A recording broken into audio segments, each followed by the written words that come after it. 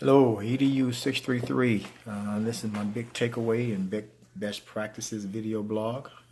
So for me, everything I learned in this class is new to me. Best practice, it's all a big takeaway because my first foray into the distance learning, distance developing, distance class building genre. So this has been neat for me.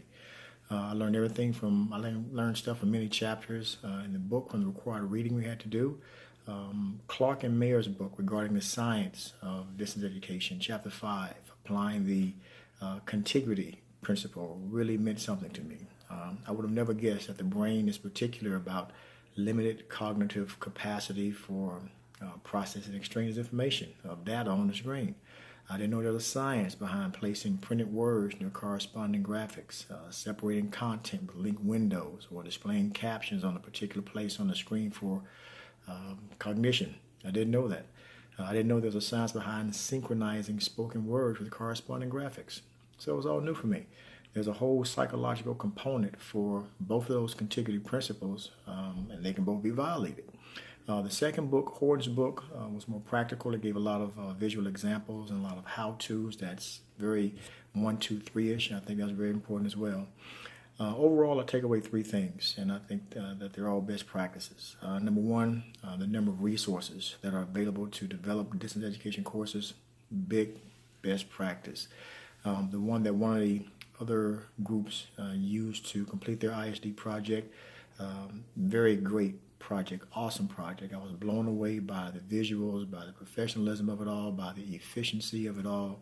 It was very pleasing to the eyes. It was a great project. And so in asking students how they developed the project, it was through Weebly. So again, that's a best practice that I can take away to use for future courses.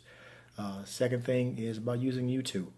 For me, YouTube has always been about just clicking, playing, and listening to music.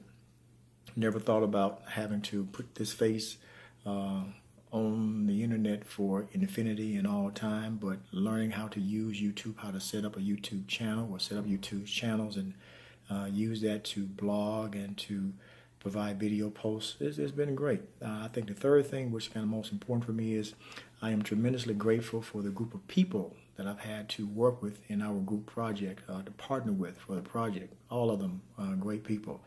I can see us remaining connected for a long time because recognizing that teamwork, orientation, and group cohesiveness are factors of success in distance education. So I thank you, Dr. Bear, for your support in allowing the team dynamics of this group to grow and become one with a strong sense of team acquaintance. Of course, we had some challenges when we first started off in the group. We had a member of the group who had some personal tragedies to occur, so she was not able to continue on with us, but the group that remained together, we did a great job, I think, by being together. So those are my big takeaways. Those are my best practices. Again, the amount of resources that are available to aid someone in the distance education program, me being able to learn how to use YouTube, real big deal, and the group of people that we had to work with in our group project.